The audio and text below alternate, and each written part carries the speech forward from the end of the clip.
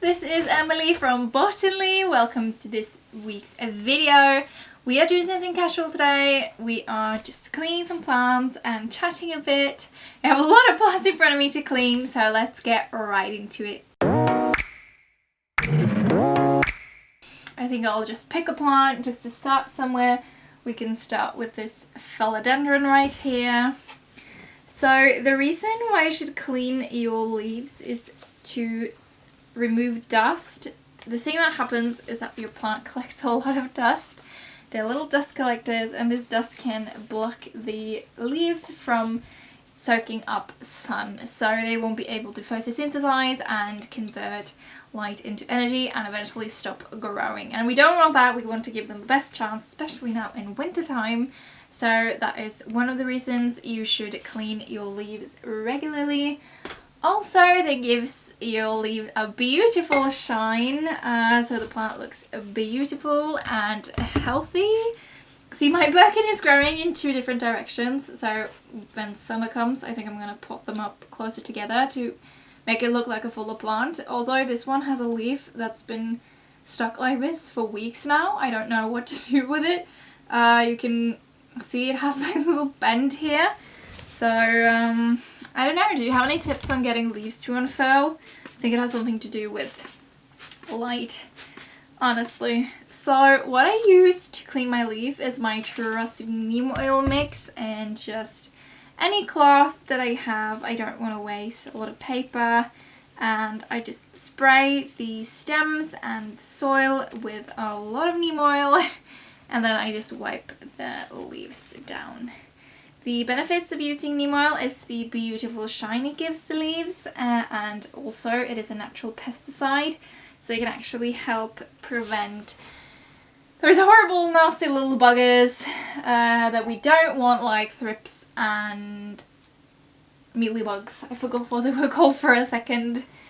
The only thing I don't like about neem oil is the smell. It smells so freaking nasty. So if you are new to neem oil, beware because it smells horrible. Being in oil, you actually have to mix the neem oil with some dish soap because it won't dilute in water, it will just float to the top. So you can use any mild dish soap really and stir those two up until it's like milky, and then add lukewarm water, and you can just keep it in a spray bottle like this to clean your leaves with.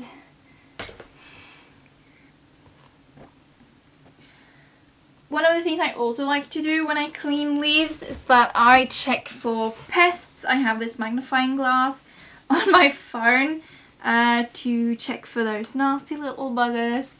I try to do this weekly. Oh, what's this? There's a little white build-up under this one. I think it's salt. Just to check them regularly so you don't get any surprises. And thrips especially is very hard to spot, so that's why I have the magnifying glass to help me out. It's just something really therapeutic about cleaning. I've been obsessed with watching power washing videos lately. I just love to see that dirt like wash away. So this is very therapeutic for me. Just sitting and enjoying beautiful foliage. I mean, look at that shine. Look at that leaf. I'm so excited about this. It's kind of embarrassing. So we are still in winter and a lot of my plants are struggling. I had to throw out two plants yesterday, my Stromanthe 3 star and a philodendron, I think. Oh, and also the Hoya that I've been talking about on my Instagram story. Sadly, it had to be thrown away. The one that I discovered with the spider on my stories and the mealybugs. I was very disappointed, but you know, spring is only 3 months away, so I'm hopeful I'm going to get a new one. Overwatering is like the #1 plant killer in winter, so I'm trying my best to not overwater, but you know, it happens to the best of us. If you have plants with like velvety leaves like this jewel orchid, I just like to soak them and not wipe the leaves. I feel like wiping does absolutely nothing to these, so I just soak them up really, really good. Sometimes I will wash them as well. Same with plants like this Hoya that has like crinkling leaves, so it's very hard to get into. I just soak that in Neem oil. I think that's a lot easier than trying to wipe down everything in all of the leaves, like in every nook and cranny. This Philodendron Brazil I discovered root rot in yesterday, and I'm very disappointed in myself. These are actually super easy to care for, that's why it's full of soil, because I had to repot it yesterday. I've been struggling this winter, I have, to keep my plants in pristine condition. I've had a lot of root rot this year, but you know, we learn as we go, and as plant parents, you know, the environment changes in winter. We don't have enough light, especially here in Norway. The sun sets in like 1 hour, and it's been a struggle. Even with plant lights and humidifiers, it's been, look at that. Even with plant lights and humidifiers, I've actually struggled a lot this winter. A lot more than I thought I would, but most of my plants are doing okay, and I'm very, very happy about that. I've also seen a lot of people lately being very overwhelmed with their collections. They gathered a lot of plants during the summer, and now that you have to take them inside, now that they're all inside and you kind of see them slowly stopping to grow and slowly wilting away, people get unmotivated and just start losing that joy for plants, and I find that really, really sad. But also, it is okay to declutter plants. It is okay to get rid of the plants that don't give you joy anymore, or swap them with someone else. You know, you don't have to keep every single plant just because you got it and you know you loved it at some point, but we can't keep everything around when it doesn't give us joy, okay? 2021 is going to be the year when I try to get mainly wishlist plants. I have gotten a couple plants that were like trend plants that I didn't really fall in love with, that I have gotten rid of, and I'm lucky enough to have someone that wants the plants that I don't want to have in my collection anymore.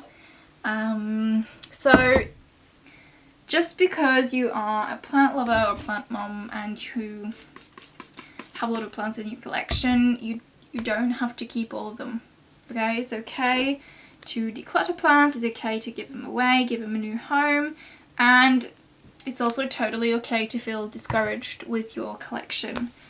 My collection has gotten smaller this winter, as I mentioned. It's been a really, really hard winter this year, and my collection is getting smaller, but I feel like I have more joy for my plants now. I feel like I can enjoy them more. I'm not as stressed now that I got fewer plants with me that I can love and care for.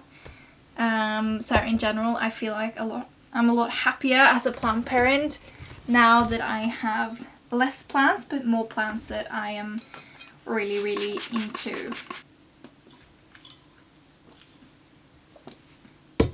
I don't know what it is, I just get really, really sad when I see people lose their joy over plants. People that used to really love plants, but you know, it can get a little discouraging when you feel like everything around you dies, everything around you is yellowing, slowing down. You should see my alocasia collection. They're all just one stem or droopy leaves, but they come back. Hopefully they come back in spring. That's just part of being a plant parent. This is a plant that I totally neglect and forget that I have, but also it's so cute, so I want to keep it, and I find it in my shelf and I remember that shit, I haven't watered this in months, but it is doing pretty well for a plant that's been neglected for so long. My Hoya, on the other hand, is not doing so well. It has some leaves yellowing. I think I want to take this over in semi-hydro, but I'm scared. I'm really, really scared. Semi-hydro scares me. I'm so scared that this plant is going to surprise me with some bugs in my collection. It has some weird damage, but I can't find anything on it. Like, I inspect it very regularly because I'm so scared that something will spread that I haven't spotted, but can't find anything. Also, it's drooping a little bit because I haven't gotten enough light. It's been a couple of dark days here in Norway. We've had rain for 3 weeks. Just give that a good spray. That was some of my plants being cleaned. They are all super shiny and beautiful. Hope you enjoyed this more chatty video. A little bit more casual than my previous one. It's been a mess. I'm sorry. Can't wait to see you next Sunday. Don't forget to like and subscribe before you leave. Bye!